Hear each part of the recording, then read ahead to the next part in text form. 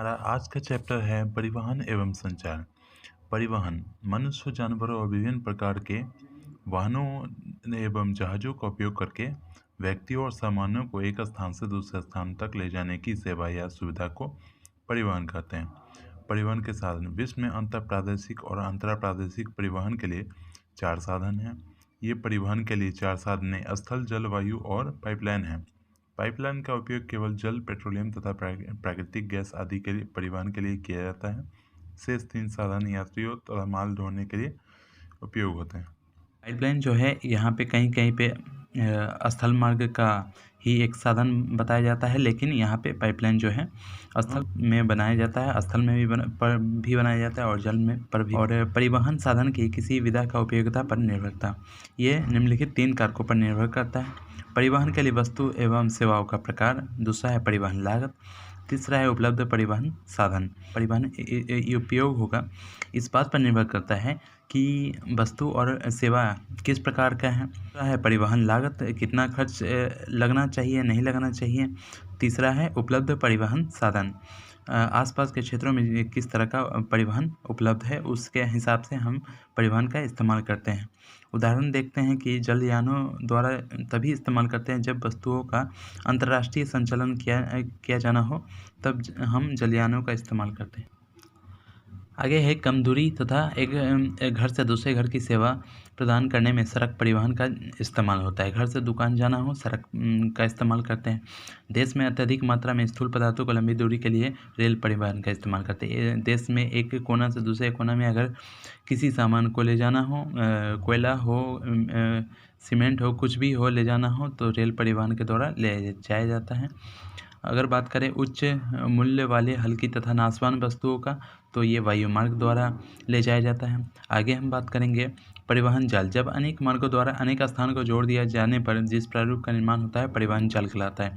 किसी शहर में कई सारे सड़कें होती है, वहाँ से रेल मार्ग गुजरती है, तो इसी पूरे जाल को परिवहन जाल कहा जाता है। स्थल परिवहन वैसा परिवहन जिसमें लोगों, जानवरों और वस्तुओं को स्थल पर एक स्थान से दूसरे स्थान पर ले जाया जाता है, स्थल परिवहन कहलाता है। जैसे सड़क मार्ग, रेल मार्ग, पाइपलाइन, रज्जु मार्ग, तार मार्ग आदि। विश्व में बोझा ढोने वाले पशु घोड़ा है, पश्चिमी देश में इस्तेमाल होते हैं, यूरोप और उत्तरी अमेरिका के देशों में। दूसरा है कुत्ते और रेंडियर, जो कि उत्तरी अमेरिका के ठंडे क्षेत्रों में या उत्तरी यूरोप या साइबेरिया का जो आच्छादित कुत्ते और रेंडियर का इस्तेमाल होता है। वही खच्चर है, तो ये पर्वतीय प्रदेश में ज़्यादा इस्तेमाल होता है। ऊँट का है तो गर्म मरुस्थलीय प्रदेश, कहने का मतलब रेगिस्तानों में इस्तेमाल होता है। और बैल जो कि भारत में इस्तेमाल होता है। सड़क परिवहन वैसा परिवहन जिसमें मनुष्य या वस्तुओं को सड़क से होकर वाहनों द्वारा ले जाया जाता है, सड़क परिवहन कहलाता है। पहिए के आविष्कार के साथ गाड़ियों का उपयोग महत्वपूर्ण हो गया है। आगे बात करते हैं सड़क परिवहन की विशेषताएं, तो इसकी विशेषताएं निम्नलिखित हैं। यह सबसे अधिक उपयोग में लिए जाने वाला परिवहन है। दूसरा, छोटी दूरी के लिए यह किफ़ायती साधन है। इसमें माल परिवहन का महत्व बढ़ रहा है, क्योंकि यह डोर टू डोर सेवा प्रदान करता है। वस्तुओं खेतों में से कारखाने और निर्मित वस्तुओं को कारखानों से बाजार सड़क द्वारा पहुंचता है। तो यहाँ पे हम देख रहे हैं कि किफ़ायती साधन है, अगर कम दूरी जाना हो तो ये सस्ता पड़ता है और इसमें आगे है सड़क के प्रकार। सड़क 2 प्रकार के होते हैं, कच्ची सड़कें और पक्की सड़कें। कच्ची सड़क और पक्की सड़क में अंतर है कि कच्ची सड़क जो है इसे बनाने में आसान होता है और ये सभी ऋतुओं में प्रभावी और प्रयोग के योग्य नहीं होता है। अगर बरसात का मौसम हो तो कच्ची सड़कें पानी से भर जाता है और सड़क चलने लायक नहीं रहता है। आगे है पक्की सड़कें, इसे बनाना अधिक कठिन होता है, लेकिन ये सड़कें प्रत्येक ऋतु में उपयोगी होता है। कोई भी ऋतु हो, ये जल्दी ख़राब नहीं होता है। आगे है सड़क परिवहन को प्रभावित करने वाले भौगोलिक कारक। इसके भौगोलिक कारक निम्नलिखित हैं। पहला है धरातल। यातायात के लिए मैदानी भाग के सड़कें उपयुक्त तो होते हैं, अधिक ढालू भागों में सड़क बनाना भी कठिन होता है। कठोर धरातल, दलदली भागों वाले क्षेत्रों में सड़कों का विकास कठिन होता है, जबकि कठोर, पथरीला और पठारी धरातल पर यह टिकाऊ और सरलता से होता है। ये घनी जनसंख्या, प्रायः अधिक जनसंख्या घनत्व वाले स्थानों पर सड़कों का विस्तार अधिक होता है। जहाँ जनसंख्या अधिक होती है वहीं पे मान किया जाता है। खनिज एवं उद्योगों के केंद्र, जहाँ खनिज के खान होते हैं या फिर कोयला के खान होते हैं, बहुत सारे उद्योग लगे होते हैं, वहाँ पे आसपास के क्षेत्रों में सड़कें तेज़ी से बनती हैं। सामाजिक एवं राजनीतिक कारण की बात करें तो आधुनिक समय में धर्म और समाज के कार्यों के लिए स्थापित विशेष नगर को राजधानियों से तथा नगरों के बीच पक्की सड़कों का तेज़ी से विकास हो रहा है। जो भी ऐतिहासिक स्थल है या धार्मिक स्थल है, वहाँ को पर्यटन बढ़ाने के लिए हम सड़कों का तेज़ी से निर्माण कर रहे हैं।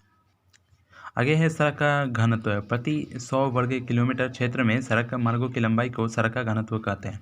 उदाहरण अगर देखें तो सिंगापुर में 489 किलोमीटर की जो लंबाई सड़क की है वो प्रति वर्ग किलोमीटर में मिलता है। भारत में 194 किलोमीटर मिलता है। यूके में 175 किलोमीटर मिलता है। यूएसए में 64 किलोमीटर मिलता है। आगे देखिए विश्व में सड़क मार्गों का वितरण। दुनिया में कुल योग सड़क की लंबाई लगभग 1,50,00,000 किलोमीटर है। उत्तरी अमेरिकी महाद्वीप में इसका लगभग 33% सड़क मार्ग है। उच्च गुणवत्ता वाले सड़क विकासशील देशों की तुलना में विकसित देशों में अधिक होता है। जहाँ उच्च गुणवत्ता वाले सड़क होते हैं वहाँ तेज़ी से विकास होता है, वहाँ उद्योग अधिक लगते हैं। आगे है महामार्ग या राजमार्ग। किसी देश के एक भाग से दूसरे भाग को जाने वाली पक्की चौड़ी सड़कें राजमार्ग कहलाती है। आगे है महामार्ग की प्रमुख विशेषताएं। इसकी प्रमुख विशेषताएं निम्नलिखित है। यह सड़कें गति अवरोधकों से मुक्त एवं कई लेन वाली होती है। कहने का मतलब यहाँ पे चौक चौराहे कम होते हैं।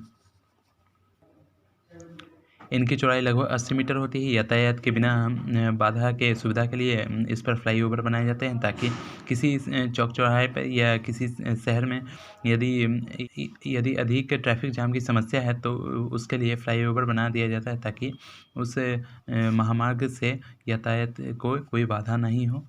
ये सड़क देश के प्रमुख नगरों और पत्तनों को मिलाती है। पत्तन कहने का मतलब है बंदरगाह, जहाँ पे समुद्री जहाज जो है आकर रुकती है। और आगे है इन सड़कों के किनारों पर क्रॉसिंग को रोकने के लिए रेलिंग लगी होती है, ताकि दुर्घटना से कम नुकसान हो। आगे है विश्व के प्रमुख देशों के प्रमुख महामार्ग। पहला है उत्तरी अमेरिका महाद्वीप के देश। इस महाद्वीप के महामार्गों का उच्च घनत्व लगभग 0.65 किलोमीटर प्रति वर्ग किलोमीटर मिलता है। इस महाद्वीप के पश्चिमी प्रशांत महासागरीय तट के नगर अटलांटिक सागर तट के नगरों से उच्चतम महामार्गों से जुड़ा है।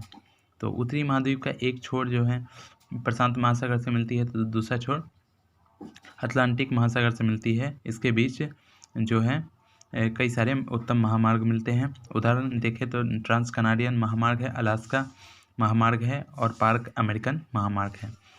आगे है यूरोप के देश। यहाँ महामार्गों का सुविकसित जाल मिलता है। डेवलप्ड देश है या विकसित देश है, तो यहाँ पे अच्छे सड़कों का निर्माण तेज़ी से होता है। यहाँ पे सड़कों पर ज़्यादा ध्यान दिया जाता है। आगे देखिए यहाँ पे मॉस्को व्लादिवोस्तोक जो महामार्ग है, ये रूस का जो यूरोपीय भाग है, वहाँ पे ये मॉस्को व्लादिवोस्तोक महामार्ग मिलता है। ये साइबेरिया के पूर्वी प्रदेश से जोड़ता है। आगे है ऑस्ट्रेलिया के देश। यहाँ महामार्ग तटीय भागों में मिलते हैं, क्योंकि महामार्ग हो या रेल मार्ग हो, ऑस्ट्रेलिया के बीच वाले भागों में जनसंख्या बहुत कम है, इसलिए तटीय भागों में ज़्यादा मिलते हैं। पार महाद्वीपीय स्टुअर्ट महामार्ग जो है ऑस्ट्रेलिया का एक महत्वपूर्ण महामार्ग है। आगे है ऑस्ट्रेलिया का महामार्ग संख्या 1 जो है देश के बाह्य स्तरीय भागों में स्थित राज्य के राजधानियों को जोड़ने वाला महामार्गों का एक जाल है। यह विश्व का सबसे लंबा महामार्ग है। आगे है अफ्रीका महादेश में जितने भी देश है वहाँ पे जो महामार्ग है उसके बारे में बताया गया है। एक है उत्तरी अफ्रीका में बात करें, जो अफ्रीका के उत्तरी भाग है, वहाँ पे एल्जर नगर जो कि अल्जीरिया की राजधानी है, से कोनाक्री जो कि गुयाना में है, एक महामार्ग है जो कि प्रमुख महामार्ग है उत्तरी अफ्रीका का। दूसरा है दक्षिणी अफ्रीका में कैरो केपटाउन महामार्ग प्रमुख है। आगे है चीन में महामार्ग प्रमुख नगरों को जोड़ते हुए देश में क्रिस क्रॉस करते हैं। सांसो, संघाई, ग्वांगझाओ, बीजिंग से गुजरने वाले महामार्ग तथा तिब्बत क्षेत्र में चेंगटू से लहासा महामार्ग महत्वपूर्ण है। भारत में लगभग 52.32 लाख किलोमीटर का सड़क नेटवर्क है। विश्व का दूसरा सबसे बड़ा नेटवर्क भारत का सड़क नेटवर्क है। राष्ट्रीय राजमार्ग संख्या 7 वाराणसी को कन्याकुमारी से जोड़ता है। यह भारत का सबसे लंबा राजमार्ग है।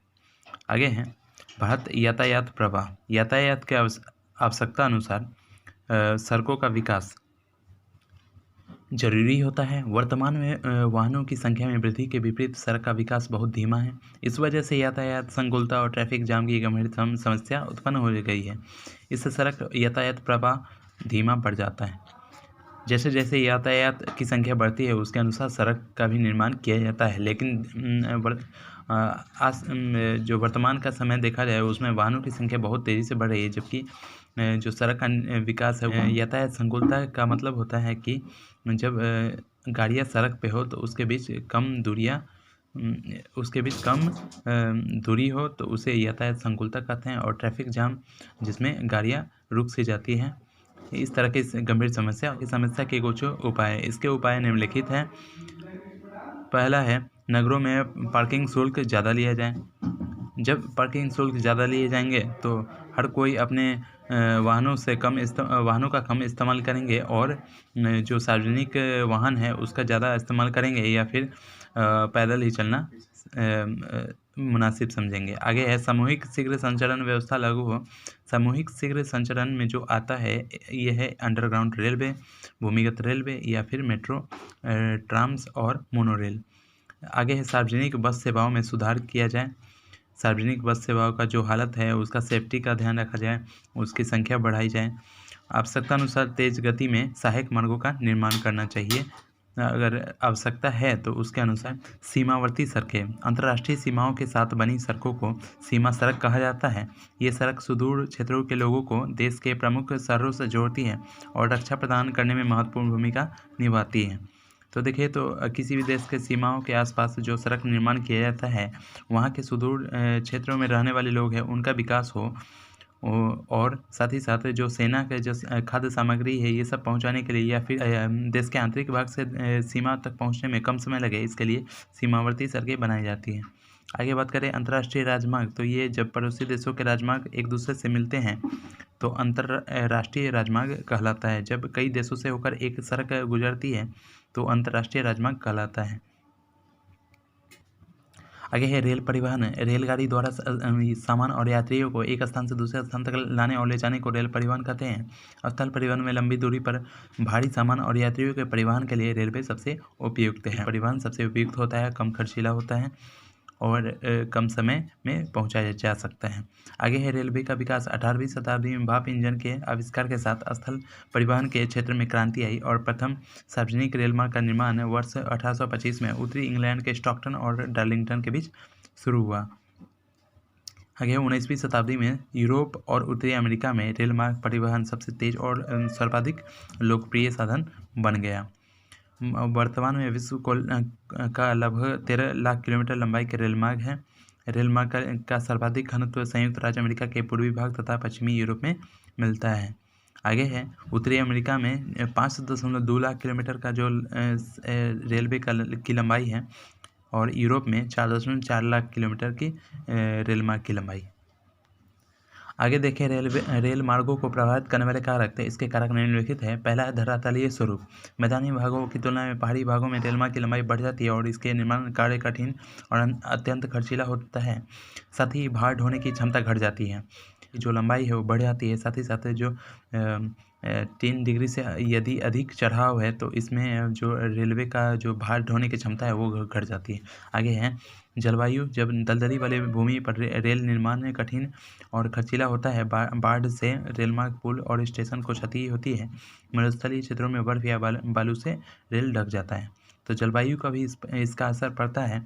अगर देखें मरुस्थलीय क्षेत्रों में तो जो गर्म मरुस्थलीय क्षेत्र है अर्थात जो रेगिस्तान है वहाँ पे बालू से ढक जाता है, तो वही ठंड मरुस्थलीय क्षेत्रों में जो एकदम बर्फ से ढका हुआ क्षेत्र जो रहता है वहाँ पे जो रेलवे है वो भी बर्फ से ढक जाता है। आगे है आर्थिक कारक। जनसंख्या का वितरण, व्यापार और औद्योगिक प्रगति रेल परिवहन को प्रभावित करते हैं। जहाँ जनसंख्या ज़्यादा है कम है उसके अनुसार ही या तो रेल मार्ग बनाया जाएगा या फिर नहीं भी बनाया जा सकता है। और उद्योग, जिस शहरों में उद्योगों का ज़्यादा प्रगति हुई है वहाँ पे रेल परिवहन का ज़्यादा विकास होता है।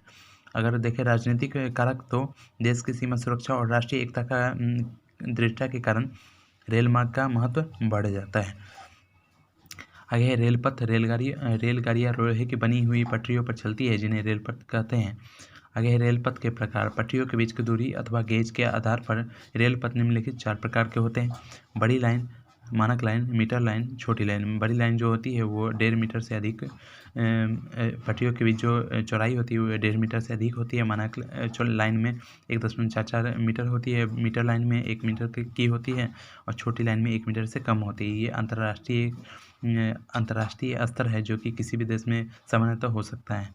आगे है विश्व में रेल मार्ग का वितरण। विश्व में रेल मार्गों का वितरण कहीं अत्यंत सघन है तो कहीं पर विरल है। रेल मार्गों की लंबाई की दृष्टि से विश्व में संयुक्त राज्य अमेरिका का प्रथम स्थान है और वही देखिए चीन दूसरा नंबर पर आता है, रूस तीसरा, भारत चौथा। इस तरह से कनाडा, जर्मनी और ऑस्ट्रेलिया का संख्या आता है। इस तरह से है कुछ सूची है जो जिसमें रेल मार्गों की लंबाई बताई गई है। यूएसए में जो रेल मार्ग की लंबाई है वो 150,000 किलोमीटर है। वही अगर भारत में देखें तो 68,000 किलोमीटर की रेल मार्ग की लंबाई है। अगर बात करें अलग अलग महाद्वीपों में रेलवे की स्थिति, तो उत्तरी अमेरिका में बात करें तो इस महाद्वीप में विश्व के कुल रेल मार्ग का 40% है, जो कि विश्व का सबसे बड़ा रेल मार्ग जाल है। कैनेडियन पैसिफिक और कैनेडियन नेशनल रेल मार्ग जो है उत्तरी अमेरिका के 2 प्रमुख रेल मार्ग हैं। आगे है यूरोप में लगभग 4,40,000 किलोमीटर लंबा रेल मार्ग है। यूरोप में रेल तंत्र बहुत अधिक विकसित है। रूस के रेल मार्ग की कुल 90% का सघन जाल यूरोपियन रूस में पड़ता है। तो रूस का जो यूरोपीय वाला भाग है उसमें 90% जो रेल मार्ग है वहीं पे मिलता है, क्योंकि रूस का अधिकांश जनसंख्या जो है यूरोपियन रूस में ही पड़ता है। अधिकांश जनसंख्या यूरोपियन रूस में ही रहते हैं। एशिया, यहाँ चीन, भारत और जापान में रेल मार्ग का सघनतम जाल मिलता है। मध्य एशिया और पश्चिमी एशिया मरुस्थल और विरल जनसंख्या के कारण रेल सुविधाओं से पूर्णतया वंचित है। और यही बात करें दक्षिण अमेरिका के कुल रेल मार्ग का लगभग 40% अर्जेंटीना के पंपा क्षेत्र और ब्राज़ील के कहवा क्षेत्र में पाया जाता है। इस महाद्वीप में एक ही अंतर महाद्वीपीय रेल मार्ग है। ब्राज़ील, अर्जेंटीना और चिली देश में इसका महत्वपूर्ण विकास हुआ है और जितने भी जो दक्षिणी अमेरिका के अन्य देश हैं उनमें रेल मार्ग का उतना विकास नहीं हो पाया। वही अगर एशिया की में देखें तो यहाँ पे जो मध्य एशिया और पश्चिमी एशिया में जो सऊदी अरबिया और संयुक्त अरब अमीरात हैं, वहाँ पे रेल मार्गों का कम विकास हुआ है, क्योंकि वहाँ पे जनसंख्या विरल है, बहुत कम जनसंख्या पाई जाती है। ओसनिया और ऑस्ट्रेलिया, यहाँ पे रेल मार्ग की लंबाई लगभग 40,000 किलोमीटर है। ओसनिया या फिर ऑस्ट्रेलिया, यहाँ रेल मार्ग की लंबाई लगभग 40,000 किलोमीटर है। ऑस्ट्रेलिया देश के अधिकांश रेल मार्ग दक्षिण पूर्वी तथा दक्षिणी पश्चिमी तटों के सहारे विस्तृत है। न्यूजीलैंड के अधिकांश रेल मार्ग उत्तरी द्वीप में मिलते हैं। अफ्रीका महाद्वीप, यहाँ रेलवे का विकास कम हुआ है। यहाँ केवल 40,000 किलोमीटर लंबी रेल मार्ग है। दक्षिणी अफ्रीका के 18,000 किलोमीटर रेल मार्ग के कारण यहाँ सोने, हीरे तथा तांबे की खनन क्रियाएं हैं। बेंगुएला रेल मार्ग तथा तंजानिया रेल मार्ग अफ्रीका के प्रमुख रेल मार्ग हैं। पार महाद्वीपीय रेल मार्ग अंतर महाद्वीपीय रेल मार्ग कहा जाता है इसे। वह रेलवे नेटवर्क जो कि किसी महाद्वीप के 2 सिरों को जोड़ता है उसे पार महाद्वीपीय रेल मार्ग कहते हैं और व्यापार और वाणिज्य की सुविधा के लिए आर्थिक और राजनीतिक कारणों से ही इसका निर्माण किया जाता है। एक ही महाद्वीप में एक कोना से दूसरे कोना में अगर कोई रेल मार्ग को बिछाया गया तो उसे पार महाद्वीप रेल मार्ग कहेंगे। आगे है विश्व के कुछ प्रमुख अंतर महाद्वीपीय रेल मार्ग या पार महाद्वीपीय रेल मार्ग। पहला है ट्रांस साइबेरियन रेल मार्ग, दूसरा है पार कैनेडियन, तीसरा है union and central Pacific rail मार्ग, चौथा है ऑस्ट्रेलियाई ट्रांस कॉन्टिनेंटल रेल मार्ग और पांचवा है ओरिएंट एक्सप्रेस रेल मार्ग। पहला है ट्रांस साइबेरियन रेल मार्ग। यह जो है यह दुनिया का सबसे लंबा, जो कि 9332 किलोमीटर डबल ट्रैक है, यानी कि दोहरीकरण किया गया है और विद्युतीकृत पार महाद्वीपीय रेलवे है।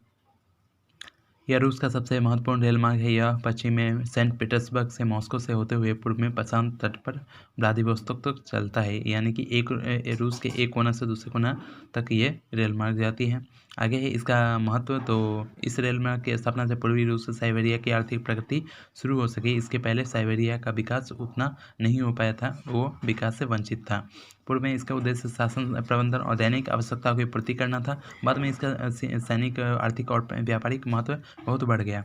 आगे है पार कैनेरियन रेल मार्ग। यह कनाडा की सबसे बड़ी रेल लाइन है जिसकी लंबाई लगभग 70 से 50 किलोमीटर है। यह पूर्व में लिफैक्स से होकर पश्चिम में प्रशांत तट पर स्थित वैंकूवर तक विस्तारित है। आगे है पार कैनेरियन रेल मार्ग का महत्व। तो कनाडा के प्रेयरी प्रदेश की अर्थव्यवस्था इसी रेल मार्ग पर आधारित रही है। इस रेल मार्ग पर शीतकाल में बर्फ से आच्छादित नहीं होने के कारण परिवहन वर्ष पर्यंत चालू रहता है, इसलिए इसे कनाडा की धमनी भी कहा जाता है, क्योंकि उस समय सारे रेल मार्ग, सड़क मार्ग जो है बर्फ से आच्छादित होता है। उस समय जो ये रेल मार्ग है ये खुला हुआ रहता है, ये रेल मार्ग बर्फ से आच्छादित नहीं होता है। आगे है तीसरा संघ एवं प्रशांत रेल मार्ग।